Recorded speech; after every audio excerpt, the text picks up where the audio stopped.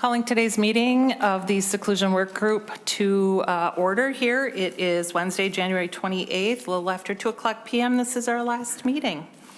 First thing on the agenda is approval of the previous meeting minutes. Hopefully everyone has had a chance to review those minutes.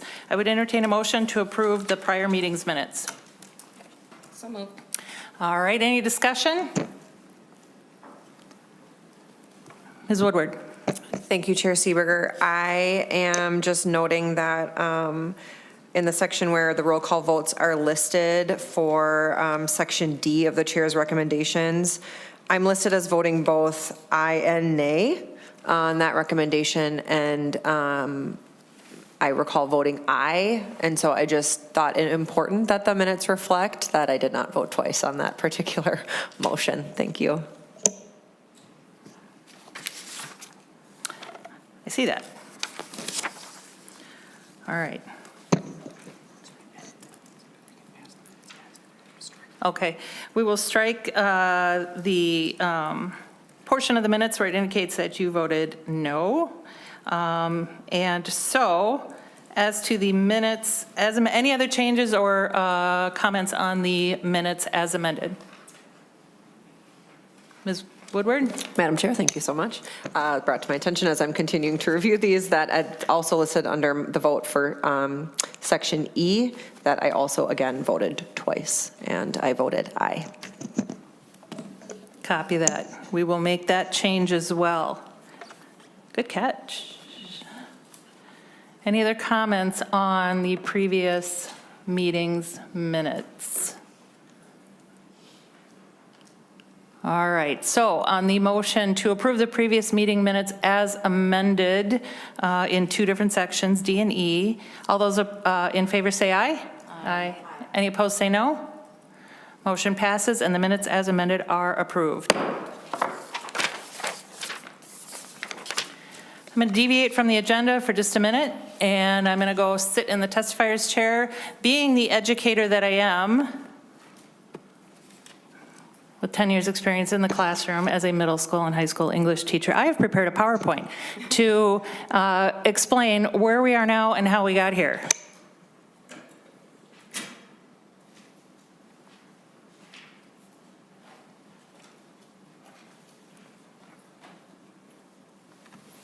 You can have a chair. You can see. I think it's important as we move here to the vote on our draft report at our final Seclusion Working Group meeting to kind of recap how we got to where we are today. So prior to 2023, seclusion in schools was only allowed with certain provisions and restrictions in an emergency. In the years prior to 2023, after emergency was defined and the provisions were put in place, it was never allowed as a disciplinary procedure. It was never allowed under circumstances that didn't fit the provisions and restrictions as it was written in law. Emergency was defined to mean a situation where immediate intervention is needed to protect a child or other individual from physical injury. Did not mean circumstances such as a child who does not respond to a task or request and instead places his or her head on a desk or hides under a desk or table, a child who does not respond to a staff person's request, unless failing to respond would result in physical injury to the child or other individual, or an emergency incident has already occurred and no threat of physical injury currently exists. This was defined in the state of things prior to 2023. During the 2023 session, a law was passed as a part of the Education Omnibus Bill, banning the use of seclusion on children from birth through grade 3 by September 1st, 2024. I voted yes on that bill without knowing this was in the bill. That's the problem with omnibus bills. You don't always know what you're voting for. This issue was never caucused in my caucus or discussed on the Senate floor, and I would have voted no and brought that whole darn bill down had I known this provision was in there. Representative Sensor Murray, you understand what happens when you vote. You're not quite up to speed on what's happening. In the 2024 session, I contacted stakeholders to discuss the seclusion ban and my concerns with it. You all have heard my personal story. You've met my son, who I think was pretty brave, coming out on a limb, sitting before this committee in a very public way, talking about something that's very personal. And my concerns stemmed from that as a mother. I set up tours of schools with seclusion rooms in an attempt to illustrate the issue and help people understand what seclusion is and what it isn't. Most of the stakeholders did not attend those tours, despite being invited.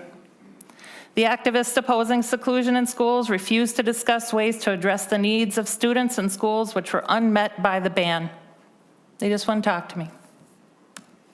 So in 2025, because the activists would not entertain any discussion on how to best meet the needs of all students, I drafted Senate File 1830, which eliminates all the changes we made in 2023 and reinstitutes seclusion to as it was prior to the 2023 session. This is my SF 1830. As you'll see, it just simply crosses out all the changes made in 2023. Putting everything back to the way it was. Well, that got their attention. Now all of a sudden, did the activists come to the table and start to talk to me? Oh, we can't have that. What can we possibly do? Oh, I'm glad you come to talk to me.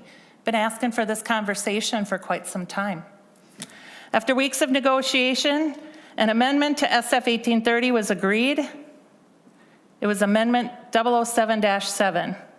Look, I wrote this so fast, it's got grammatical errors and spelling errors in it.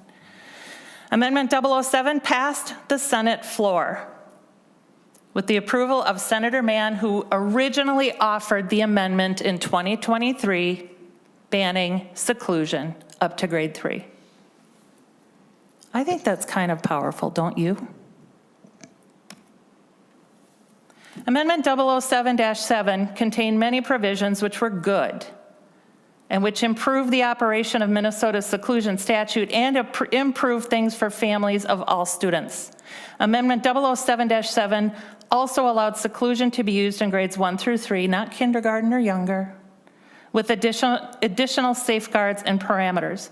Amendment 007 also extended these safeguards and parameters up through grade 6, where seclusion is currently allowed without these additional safeguards and parameters. It made some improvements.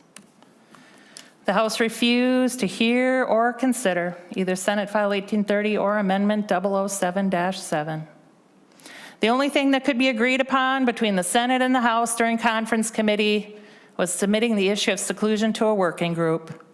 And it is a well-known tactic to shunt unpopular topics to a working group in hopes the issue will fade away. The saying is, everything goes to a working group to die. This Seclusion Working Group met from August 15th, 2025 through January 28th, 2026.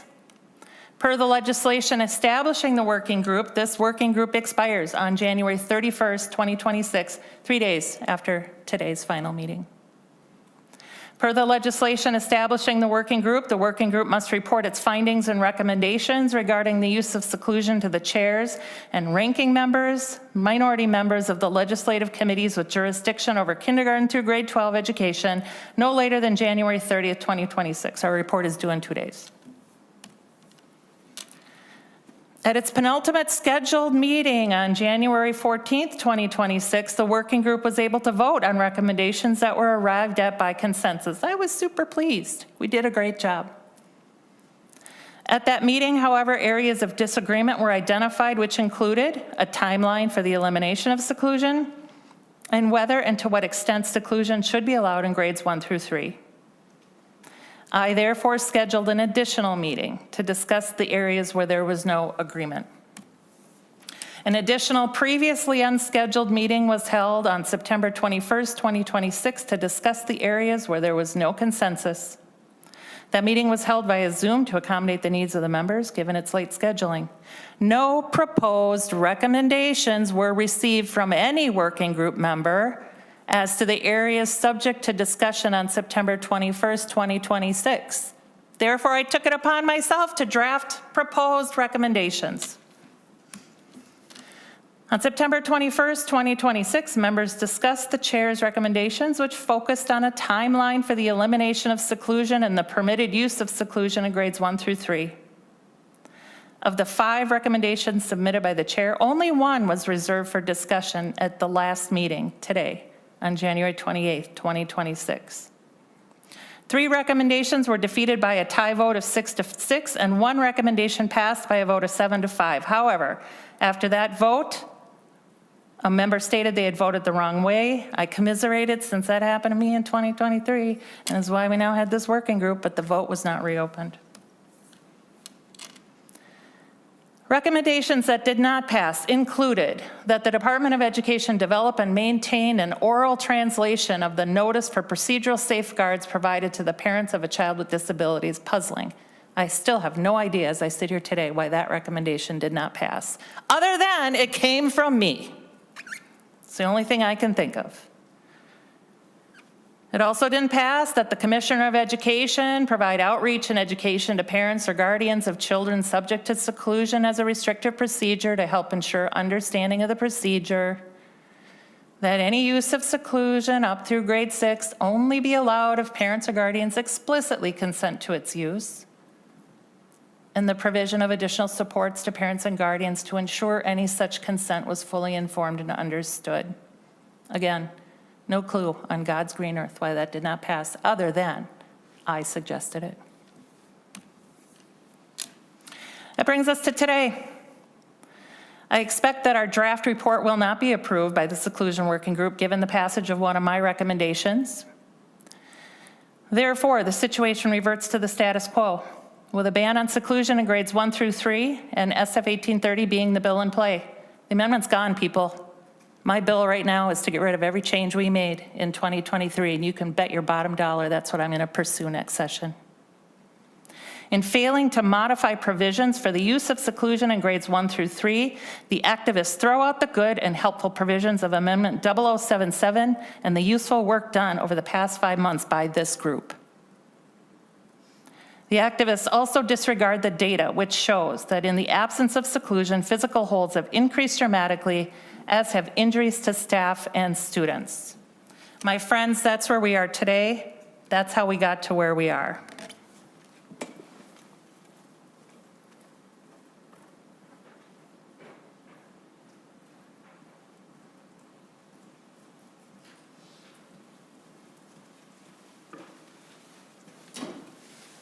Resuming with our regular agenda, we go to the only topic that is we've agreed to discuss today, which is a timeline. We have 2 things before us in that regard. We have the chair's proposal as amended, and we have a proposal submitted by Mace, both of which are posted on the website. So I would open it up to discussion by the working group on the 2 proposals and see if we can come to any consensus. I am going to limit our discussion. We've had 5 months to talk about these things. We need to be efficient with today's time. We have 2 days to submit a report, whether it be whether we can agree on a report or not. Something has to be submitted. So I'll open it up to the working group. Any comments, suggestions on the issue of a timeline?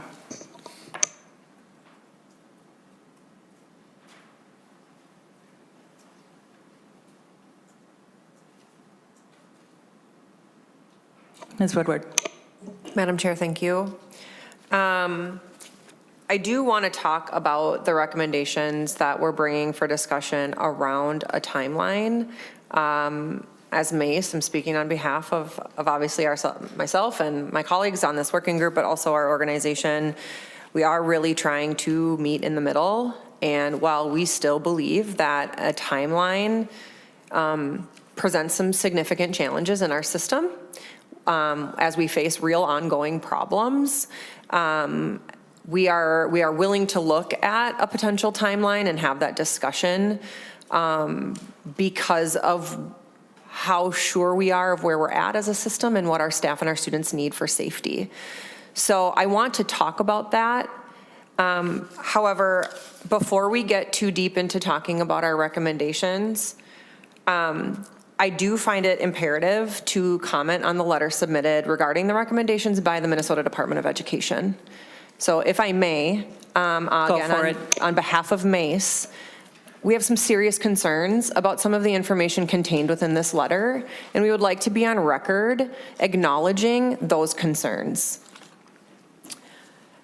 The majority of this letter, the theme, as we interpret it, is basically addressing several of the recommendations and stating why they aren't good ideas, why they aren't things that the department can support for various reasons. And while I understand and appreciate the department's right and the necessity for them to protect their own resources and capacity, some of the information in this letter feels inflammatory against school districts and does not position the Minnesota Department of Education as a partner for public school districts. I want to particularly address the information contained in the bullets highlighted informed consent and parent understanding, where it's stated by the Department of Ed that families frequently feel pressured to consent. I think that's taken out of context. I don't think that looks at the bigger picture for what schools are doing to work in partnership with families. And I think it paints school districts as manipulative and non-supportive. I also want to point to bullet 2, where they're addressing what I believe to be the recommendation to add a mental health professional to the IEP team. Again, explicit consent and adding mental health professionals was meant to improve procedural safeguards and address mental health needs of students. It was not meant, as inferred by the State Department of Education, to intensify the existing imbalance of power between families and districts. And I think when they address that, and when they talk about not addressing an underlying power imbalance, I question whose responsibility is it to address underlying power imbalances. And the danger in language like this from our department is it again chips away at the public faith in our system, and it is not bringing solutions forward, yet leaving an already strained system even more vulnerable to claims of unethical and immoral approaches, which is not true. The recommendations brought forward by Mace are all intended to improve procedural safeguards, enhance a parent's access.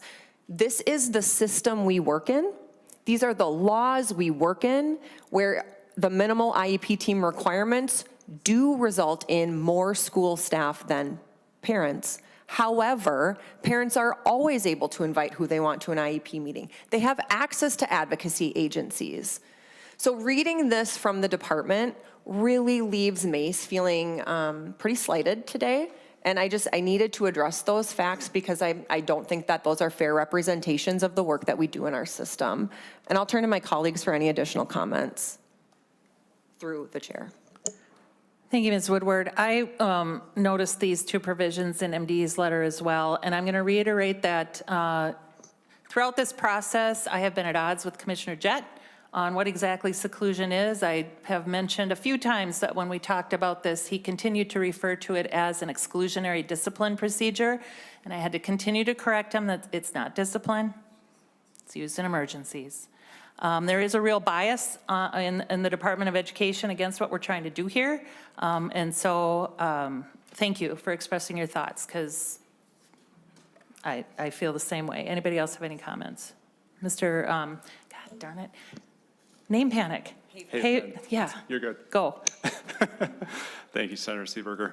I'm going to just piggyback off of what Nicole just said. I think that it's particularly the last 4 bullet points that drew my attention, because I think even in those last 2, to look over what the recommendations were when it says that the LEA's goal is to be more immediately effective by providing meaningful information about de-escalation and evidence-based behavioral supports, rather than creating additional procedural steps. I'm trying to assume good intent, but at the same time, like, I'm having a hard time, like, deciding, is this just a disconnect between what the department thinks that we're doing, or is it insulting? Because as I look at our system, we're doing all the things. We have strong MTSS systems in place. We have we do PBIS, we do implement UCARO, we are implementing restricted procedures, following PCM strategies right now in highly trained individuals and doing that on a regular basis. And at the same time, even with all of those things in place, and far be it from me to criticize the encouragement of those things, because if you're not doing those things as a district, you need to get up to speed and get going with those. So I have no problem with the general advice, but we are talking about districts like mine, like Kate's, like Nicole's, where we still have a handful of students, and we're not talking about a lot of students. We're talking about a small number that still requires seclusion as a tool, because we have emergency situations when we exhaust these things.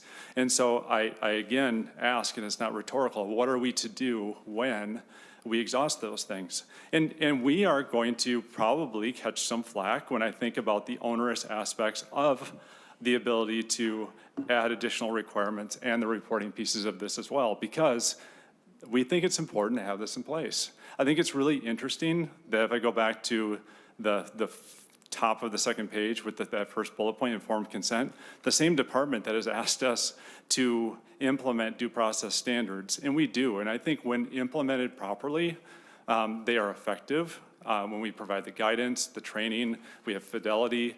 However, this is the same entity that calls us to the carpet, and justifiably so, when we do this incorrectly, and they're now telling us not to add additional informed consent procedures because the system itself is wrong.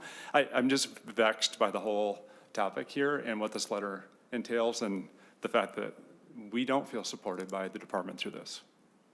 Thank you. Any other comments?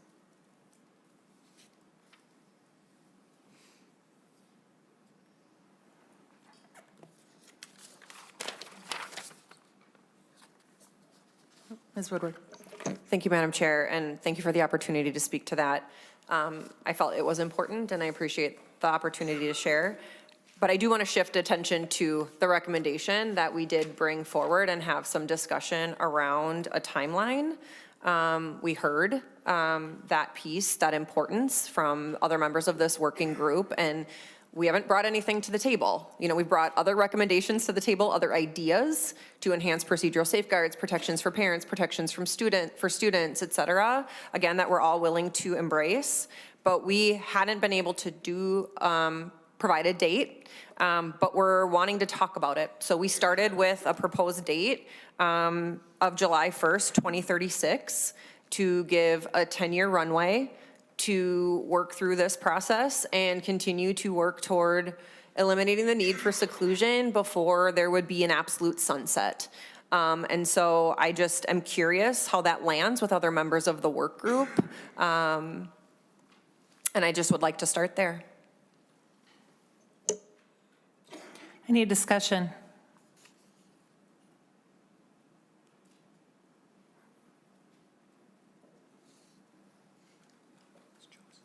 Ms. Chose. Thank you, Madam Chair.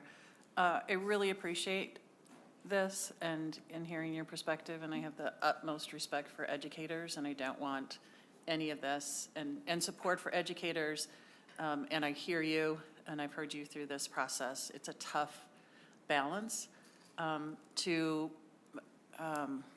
support two things. Both exist. I want to fully support educators, give all the safeguards to parents. I care about that. I care about parents taking charge. I also want to ensure that we are working towards ending seclusion. So from my perspective, runway works for me. I also believe when you cut that off, we saw what happens when we just say we're going to ban it without alternatives. But if there's a runway with a plan, that feels much better than just having it wide open, saying,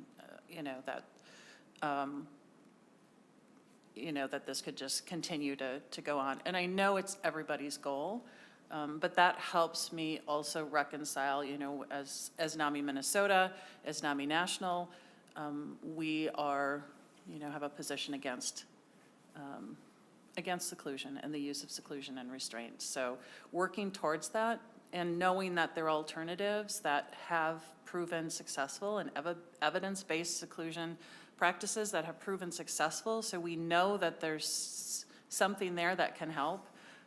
gives me a lot of confidence. So thank you for bringing that forward.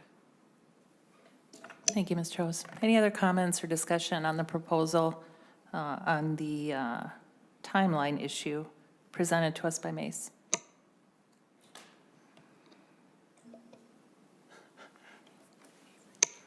Mr. Haven. Nicely done. Thank you, Senator Seeberger. And one of the second point on this, I just want to point out, just to piggyback off of what Ms. Joe said, is that we are encouraged by the early returns on UCARO. We've spent a lot of time talking about UCARO. We're also putting a lot of eggs in the basket of hoping that UCARO is going to be an alternative to seclusion. We don't know that. We don't know what the other vetted things are going to do either. So we need time to vet this out. We need time to consider other things. We need time to find out, even when done correctly and with fidelity, does that actually provide an alternative to seclusion for all students, or are there still some students that need more? What is the more? So I love UCARO. I've been a proponent of UCARO. I mean, we just met this week to talk about how we in the Twin Cities can continue to increase fidelity among the South Metro school districts, along with some of us up in the North Metro. So we are champions for this intervention. However, we don't know enough about what the long-term aspect of this is, even though we have talked a lot about the positive returns early on. Thank you. Any other discussion, Ms. Sandsmark? Thank you, Madam Chair. Looking at Mace's recommendations, and thank you for bringing this here today, with the bullet point of permit the limited use of seclusion for students grades 1 through 12 receiving setting 3 or setting 4 special education services until July 2036. Any runway we'd want to see, for us, it's the grades. If we could make this 4 through 12, sure. But our coalition will not, we can't agree to including grades 1, 2, and 3 in that for the timeline, but would love to see an elimination in 10 years, ideally sooner.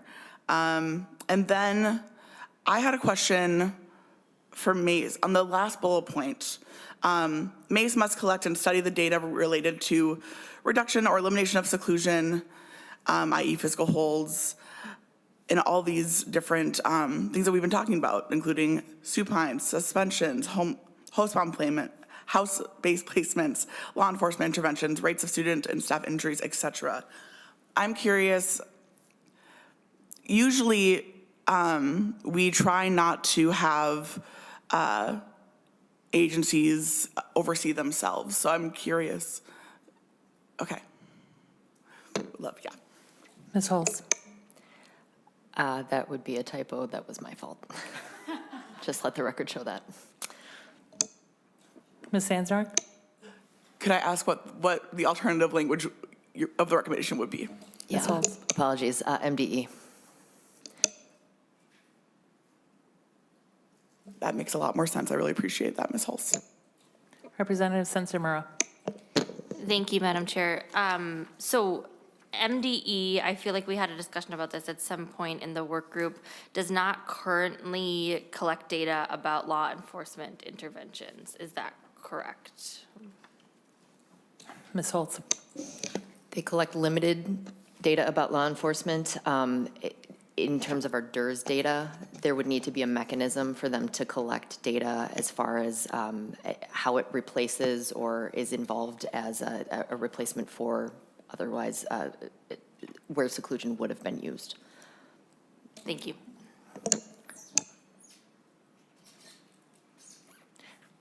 Ms. Woodward? Thank you, Madam Chair. I am disappointed to hear that there isn't openness to reconsidering the grade bands while adding in a timeline. Because again, this was something that we're putting out there. We're uncomfortable with a timeline at all. We've made that very clear. And I know that there was a provision made. There was a decision made legislatively to ban grades 1 through 3, birth through 3. Though again, that language is challenging because seclusion isn't happening with infants and toddlers at their homes. So it's disappointing to hear that because I think sometimes we get it wrong. Sometimes we make a decision, we put a law in place, we stop doing something that maybe we should have just done differently. And again, because of how this happened, we didn't have the opportunity to address the heart of some of the concerns while also acknowledging the true reality. And so we have put a lot on the table in increasing process, in restricting what this looks like for other grades, right? We are further restricting it per current statute for grades 4 through 12. There's no limitation to setting right now. And so we're bringing a lot to the table to try to hear the concerns, to better support parents, to create more supports for students. And we're just really pleading with the rest of the work group to understand that we could have gotten it wrong and gone too fast.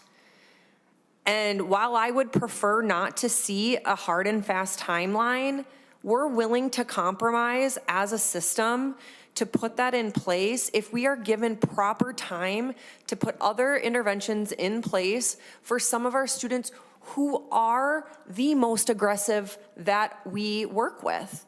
Sometimes our youngest learners are the ones demonstrating the most frequent and sustained aggression in our settings because they haven't had the chance to learn other skills yet. So I just really want to press you to rethink, and it's okay to sometimes say, this is where we stand, this is our goal, this is what we believe in. I get that perspective. Is there any way we can meet in the middle? We're really trying.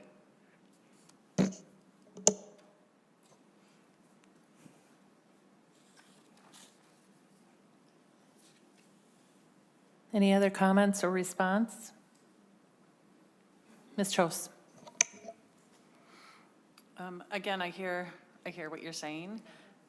Is it not on? Okay. And I think this does a good job of moving in the right direction, and I'm supportive of that for NAMI Minnesota. One other question.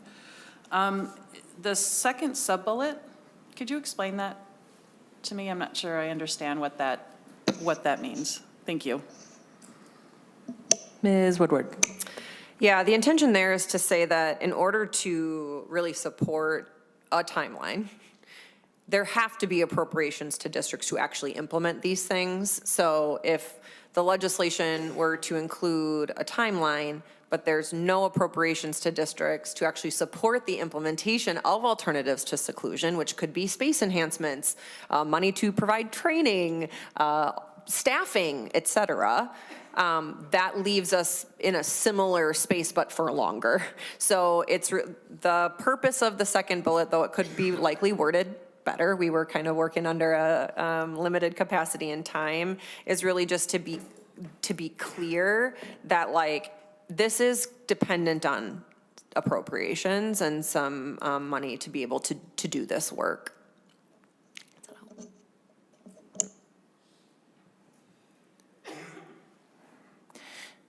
So the frustration has been, while we have had phenomenal discussions over these 5 months, the frustration has been what has felt like concessions and movement on the part of educators and professionals in the field, and an absolute unwillingness to budge by the activists on the working group. And that's incredibly frustrating. That's what I ran into all last session. We developed the amendment 0077 based on, well, what if we did this? Well, what if we did this? In response to all the concerns that we heard. And when a concern was raised, we'd say, okay, how can we best support students and parents and guardians and schools? And we would draft this language. And if you look, it's 007-7. It's the 7th version of the amendment that we went through, trying to find the sweet spot. What could we do to make it palatable to allow seclusion in grades 1 through 3? Again, kindergarten is carved out, And you're right, we don't put infants in seclusion. I think birth through 3 is really unfortunate language, implying that we somehow take crying babies and stick them in a closet. No, that's not what happens. But with all the work that has been put into this and all the talking, to be met with such resistance to we will never agree to modifying the ban that was put in place in 2023 is so frustrating. So I'm wondering, does anyone have any comments on the proposal other than changing it through 4 through 12? And what would that get us? That would get us nothing. We still have a complete ban in kindergarten through 3. What we're trying to do is find a way to allow seclusion for grades 1 through 3 with extra safeguards. So providing extra safeguards for grades above 3 doesn't get us anywhere close to that. So no, I would never agree. Oh, we'll just leave it the way it is, but, take away more from you. No. So is there any way that we can come to any kind of an agreement on allowing seclusion in grades 1 through 3 with additional safeguards? That is my question. Ms. Heiser. Thank you, Madam Chair. It's been such a hard week. And there was a small group of us that worked on the consensus language. Aaron and I and Nicole and Kate, and we had such good conversations. And Kate was so kind to send an email just telling us all to take care of ourselves. I really appreciated that. I really felt like we really had a good working relationship. I really did. I am a professional advocate and lawyer representing the Protection and Advocacy Agency for the state of Minnesota. I don't vote because I don't like someone. I vote because I represent the interests of the people who I serve.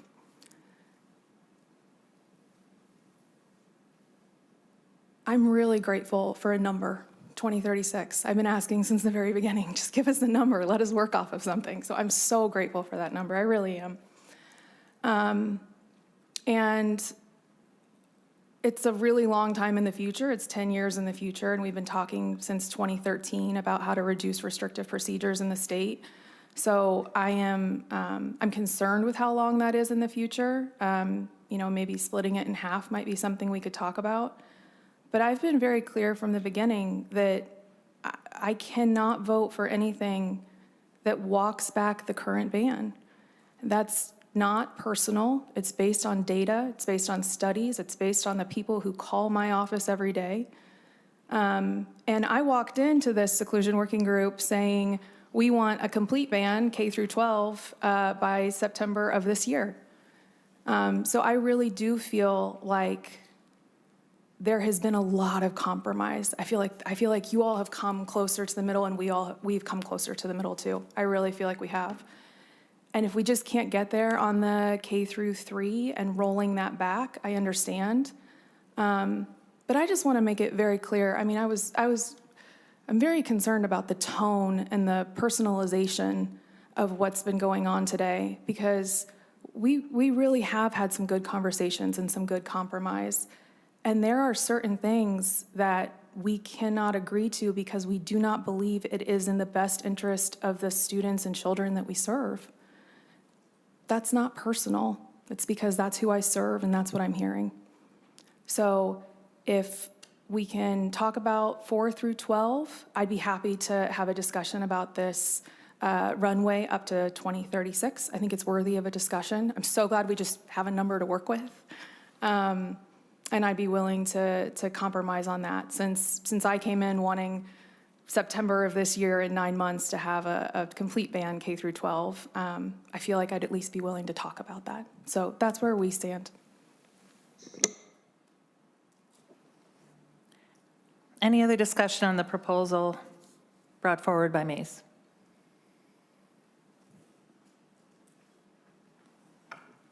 All right, seeing none, let's put it up for a vote. Mr. George, I would like a roll call vote on this. Oh. Okay. Ms. Woodward? I'm sorry. Thank you, Madam Chair. I was just processing for just a minute. And I think it just gets hard. I'm just acknowledging this, the humanness of like, when we're kind of, everything's connected to itself. Like, it's all so intertwined, right? Like, the date we're bringing forward is very connected. It's hard to advocate on behalf of our system and say, hey, nothing changed in terms of what you're permitted to do right now, but we have a lot of other things that now you're gonna have to do and further restrictions on what you can do. Like, that's where we landed. That's all. And again, Ms. Heiser, your point is well made. I know why you're bringing forward the things that you are and the things that you shared around our conversation, you know, and the work we did together. That's all very true. And now it feels like we believe in this recommendation. We think it's fair because that ban did occur before we had any kind of runway to do anything with intention. And we are seeing some unintended consequences. But it's hard to vote, you know, around something that the 4 through 12 and just no ability whatsoever to talk about 1 through 3. Like, that's just hard. So I'm just processing through those pieces. But we do think that these recommendations will get us closer to addressing the problems that were identified as part of this working group. So I want to acknowledge that piece.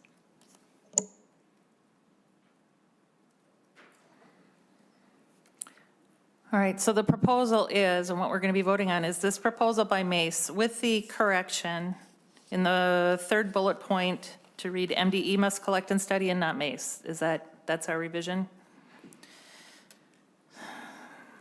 This proposal is, as it's written with that one edit, it does permit the limited use of seclusion for students of grade 1 through 12 receiving setting 3 and setting 4 special education services. Termination date would be July 1st, 2036, providing that everything else falls into place as set forth in this proposal. Any questions or more explanation needed so that everyone understands what it is we're voting on?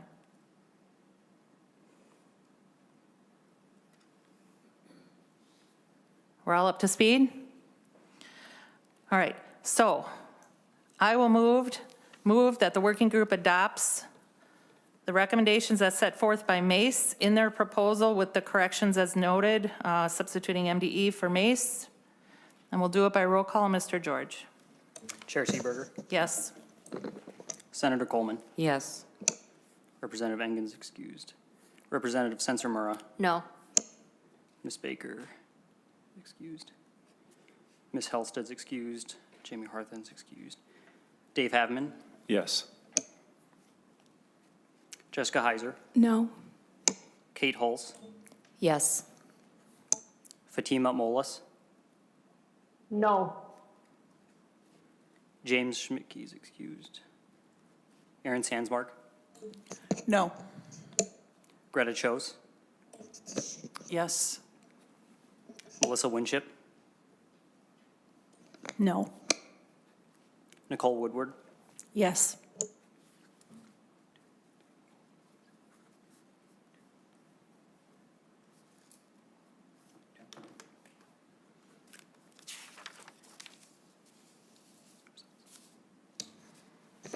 With a total vote of 6 in favor and 5 not in favor, the draft recommendation passes and will be included in the draft report. Next thing on our agenda is to adopt the final report to the legislature. Mr. George, can you walk us through that? Madam Chair, members, the draft final report, the only changes that have been made are the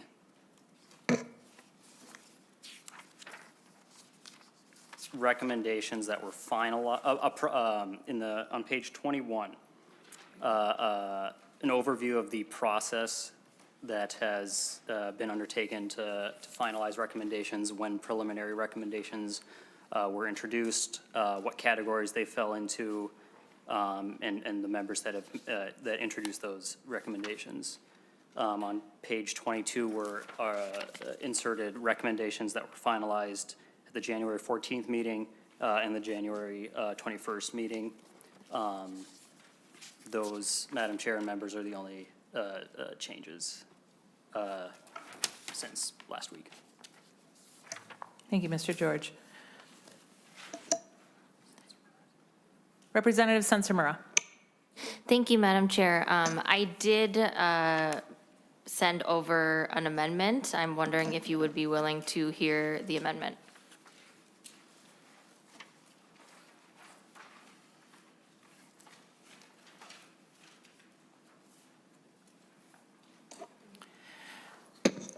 Representative Sensimura, are you talking about your proposals dated 28 January 2026? Yes. All right, and I have read this, and it does not relate to the issue of the timeline, but rather covers ground that we covered during our last meeting. Since it is not timely and the issue has been resolved, we are not going to hear this. Thank you. Any discussion on the proposed draft report?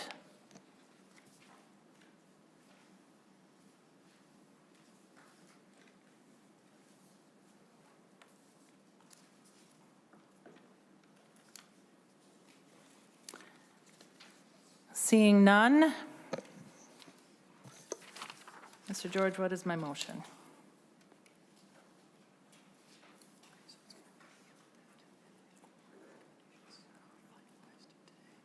Okay.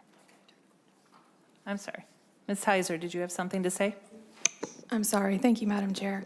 I just wondered if we could make a distinction in the report when it came to recommendations on the last 4 pages or so. If we could make a distinction between the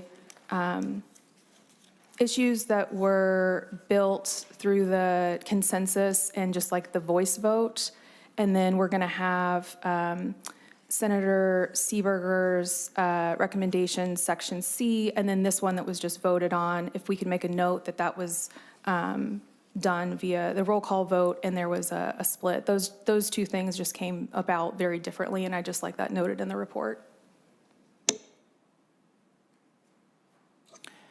I wouldn't have any objection to noting that the provisions arrived to by consensus were arrived to by consensus and the others were voted upon.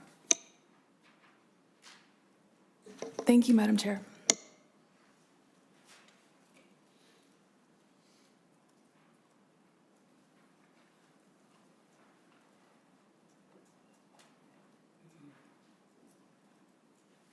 I'm giving Mr. George a chance to write this down. Representative Sensimura. Thank you, Madam Chair. As I noted last time, I voted not the way that I would have liked to vote on one of what I think is a really key recommendation. I appreciate that on page 25, it's noted that I wanted to change my vote and request the mistaken vote recorded. I would like it, I believe that it should also add that, this motion or that policy recommendation would not have been adopted, that it was like a key vote. And I am asking that that be included in the report, that this motion would not have passed if I was allowed to change the vote. Well, since, I empathize with you, Representative Sensimura, I think the record is clear. Your position on that, how we got to where we are. Same thing happened to me in 2023. That's not in the legislative record. Had folks been willing to work with me, I'd be willing to work with you. My answer is no. Any other comments?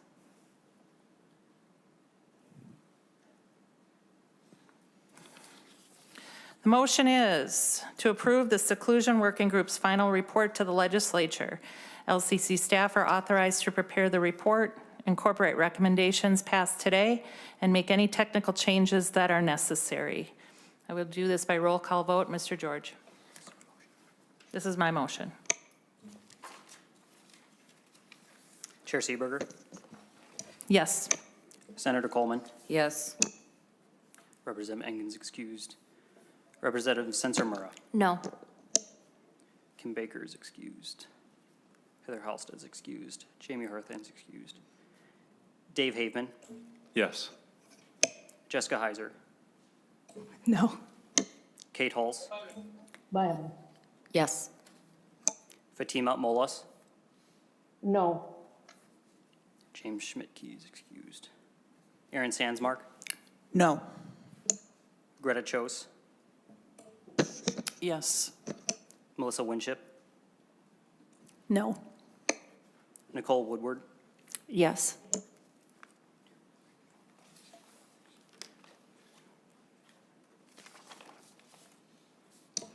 With a vote of 6 in favor and 5 not in favor, the draft report is approved and will be landing on the desk of Mr. George to ultimately be forwarded to the legislature. All right, our working group has come to an end. By operation of statute, we are no longer a working group as of the end of this month. I want to thank members for some thoughtful discussion. We did a lot of good work together as a working group.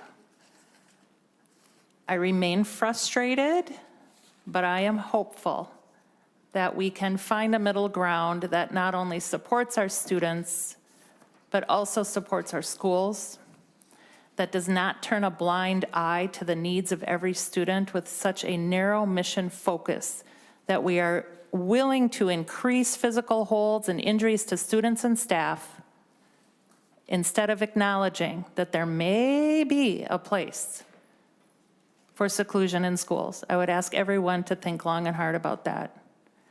We'll continue to gather data. I intend to have a conversation with Chair Swedzinski and Chair Kunish about what we have done here in this working group and the tension that we have found in the space of what do we do about grades 1 through 3? And how do we reconcile increased injuries with staff, increased trauma with students? I find it incredibly irresponsible to ignore the needs of students and say, no, we can't allow you to benefit from a tool that can help you. Instead, we will force you to endure additional trauma by a physical hold. You heard my own son testify. That was brave of him to come and do that.